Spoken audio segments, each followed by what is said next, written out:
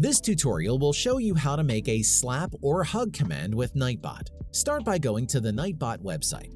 If you haven't already, you will need to connect Nightbot to your Twitch account. Open the Commands option on the left. Choose Custom. Press Add Command. Select the command box. Type !hug or slap. Click the message box. Enter one of the codes on screen or copy and paste it from the first link in the description. If you're using the slap command, then you can change and add options between the brackets.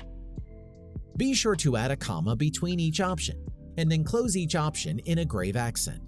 This is the button next to the one on your keyboard. Adjust the settings to your liking. Submit. Open your Twitch chat. Type your command, space, then a username. Nightbot will then send the slap or hug command.